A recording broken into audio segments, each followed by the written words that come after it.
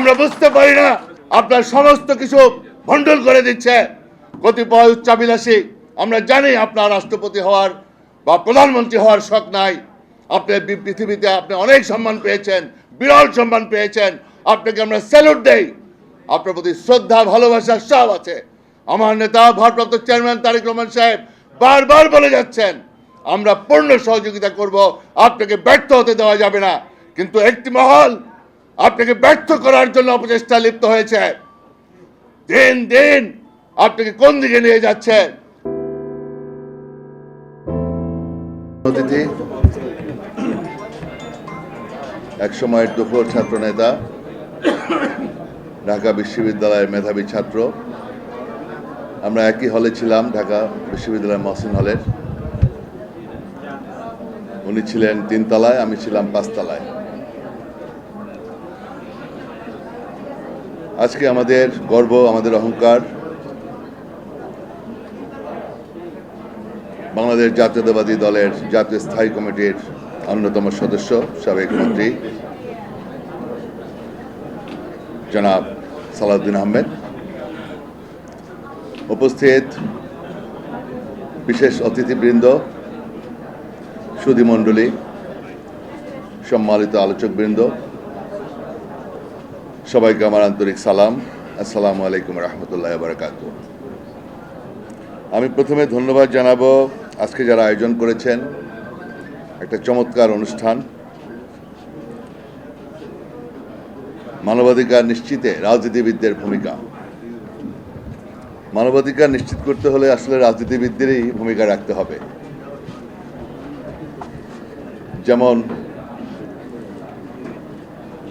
আমরা দীর্ঘদিন লক্ষ্য করেছি, যে সকল রাজনীতিবিদ মানবাধিকার লঙ্ঘন করেছেন তারা আস্থা করে নিক্ষিপ্ত হয়েছেন। আমরা অনেক সফল রাজনীতিবিদ দেখেছি, বড় বড় রাজনীতিবিদ দেখেছি, যখনই মানবাধিকার লঙ্ঘন করেছেন তারা কিভাবে আস্থা করে নিক্ষিপ্ত হয়েছে আমি আমার কাছে প্রমাণ। স্বাধীনতা উত্তরকালে মরহুম শেখ মুজিবুর রহমান অনেক বড় নেতা ছিলেন, কিন্তু মৃত্যুর পরে মাত্র 13 জনের জানাজা পাইছে। আর বহুদলীয় গণতন্ত্রের প্রবক্তা, মানবতার ফেরিওয়ালা, আমাদের প্রতিষ্ঠাতা চেয়ারম্যান, বিএনপির প্রতিষ্ঠাতা চেয়ারম্যান, বাংলাদেশের প্রথম এবং সফল রাষ্ট্রপতি, বীর মুক্তিযোদ্ধা, স্বাধীনতার মহান ঘোষক শহীদ রাষ্ট্রপতি জিয়াউর রহমানের এই এশিয়া মহাদেশের ভিতরে সর্ববৃহৎ জানাজা। মানুষের ভালোবাসা, মানুষের শ্রদ্ধা এটা প্রমাণ করে। আবার যদি লক্ষ্য করি, বিগত 17টি বছর যিনি মানবাধিকার লঙ্ঘন করে গিয়েছেন রাজনীতিবিদ হিসাবে, আজকে 5ই আগস্টের পরে তার পরিণতি লজ্জাজনকভাবে পালিয়ে যেতে বাধ্য হয়েছে। অর্থাৎ রাজনীতিবিদদের যদি মানবাধিকার লঙ্ঘন করে চলে অনবরত, তাহলে তার পরিণতি কি দাঁড়ায় সেটা আমরা বাংলাদেশের জনগণ ভালোভাবেই উপলব্ধি করতে পারি। সুতরাং রাজনীতিবিদদের সচেতন হতে হবে এবং তারা যাতে, এটা তো আমরা যেহেতু মুসলমান, being a Muslim by religion, আমাদের তো যে মহান নেতা, আমাদের বিশ্ব নেতা হযরত মুহাম্মদ সাল্লাল্লাহু আলাইহি ওয়াসাল্লাম, উনি তো সবসময় মানবাধিকারের কথাই বলেছেন। কিন্তু আমরা তার আদর্শ বারবার আমরা লঙ্ঘিত করি, যার ফলে আস্থা করে নিক্ষিপ্ত হই। আর মানবাধিকার নিশ্চিত করতে পারে একমাত্র গণতান্ত্রিক রাষ্ট্র, গণতান্ত্রিক পরিবেশ। আজকে আমাদের স্বাধীনতার প্রায় 53 বছর 54 বছর অতিবাহিত হলো। আমরা লক্ষ্য করি যে আমাদের দেশের যে কি অবস্থা, বারবার আমরা হোঁচট খাচ্ছি। সবচেয়ে বেশি ক্ষতি করছে আমাদের প্রতিবেশী রাষ্ট্র।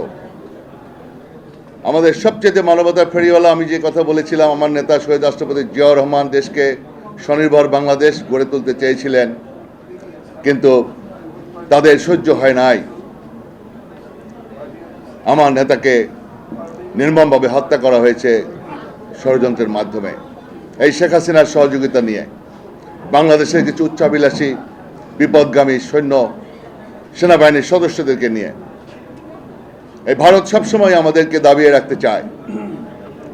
আমাদের প্রতিবেশী রাষ্ট্র চায় না আমরা স্বয়ংসম্পন্ন হই, আমাদের গণতান্ত্রিক রাষ্ট্র সুদৃঢ় হোক। এটা আমরা বারবার লক্ষ্য করেছি।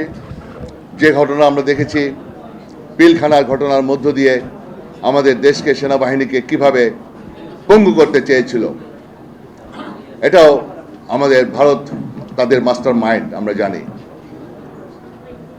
আমরা জানি কিভাবে শেখ হাসিনার সহযোগিতা নিয়ে আমাদের বাংলাদেশের স্বাধীনতার সার্বভৌমত্ব বিপন্ন করার জন্য, আমাদের দেশনেত্রী বেগম খালেদা জিয়াকে দাবিয়ে রাখার জন্য তারা এই পিলখানার ঘটনা 17 বছর দীর্ঘ তাদের ক্ষমতাকে রাজত্ব করার জন্য, স্থায়ী করার জন্য তারা এই প্রক্রিয়া চালু করেছিল।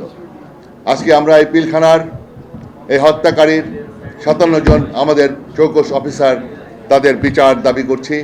অবিলম্বে এই অন্তর্বর্তীকালীন সরকার সেই প্রক্রিয়া বাস্তবায়ন করুক, সেটাই আমরা চাই। তাহলে ভবিষ্যতে এই ধরনের ষড়যন্ত্র আর কেউ করতে পারবে না। আজকে আমি অন্তর্বর্তীকালীন সরকারের কাছে দাবি করব যে আমাদের দেশে একটা কথা আছে, আমাদের গ্রামে বলে উপকারীরে বাগে খায়। আমাদের গ্রামে আঞ্চলিক ভাষা উপকারীরে বাগে খায়। আমি অন্তর্বর্তীকালীন সরকারের কাছে অনুরোধ করব, আপনি অত্যন্ত বরেণ্য ব্যক্তি, অত্যন্ত সম্মানিত, বিশ্ববরেণ্য। আপনি যে উপকার করতে যাচ্ছেন যাদেরকে, আপনি যেভাবে আজকে জনগণের কাছে প্রশ্ন, এটা বলা চলে কিংস পার্টি।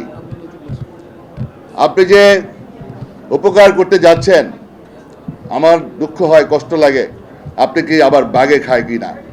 এখানে আপনার সদস্য, আপনার ক্যাবিনেটে ছিল, সে আজকে সংগঠন দাঁড় করাচ্ছে। ছাত্রদের অবশ্যই অবদান আছে, আমরা অস্বীকার করব না।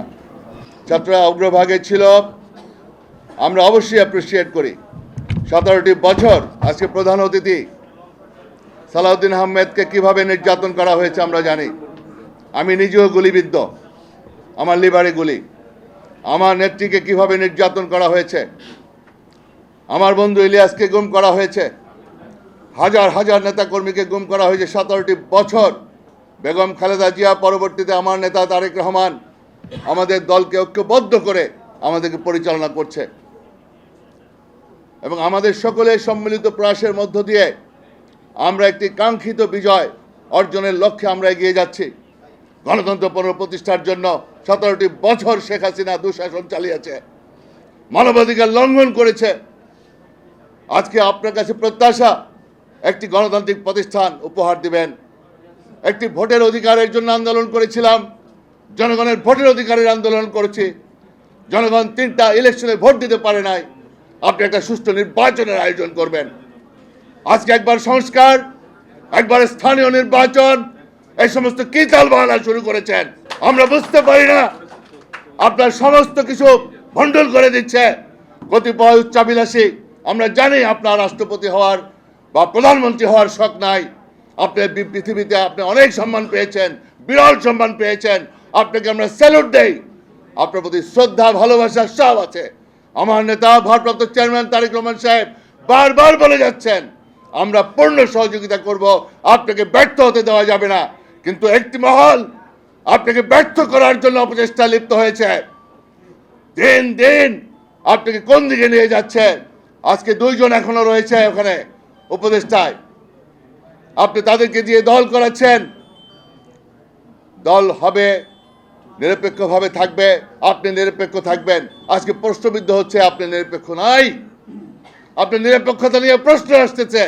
আমরা চাই তত্ত্বাবধায়ক নিরপেক্ষ সরকারের অধীনে নির্বাচন। আমরা নিরপেক্ষ সরকার হবে, সেই জন্যই তো আন্দোলন করেছিলাম। আজকে কেন আপনি বিতর্কিত হচ্ছেন? আপনি এইভাবে নজর দেন, অ্যাডজাস্ট করেন, আপনি যাতে নিরপেক্ষ থাকেন, সম্মানিত থাকেন, সকলের কাছে বিশ্ববরেণ্য হিসাবে থাকেন। আমি আর বক্তব্য বাড়াবো না। ইনশাল্লাহ আগামী দিনে যদি সঠিকভাবে সুষ্ঠু নির্বাচন না হয়, অবাধ নির্বাচন না হয়, তাহলে কিন্তু আবার তত্ত্বাবধায়ক সরকারের অধীনে নির্বাচনের আন্দোলন শুরু হবে।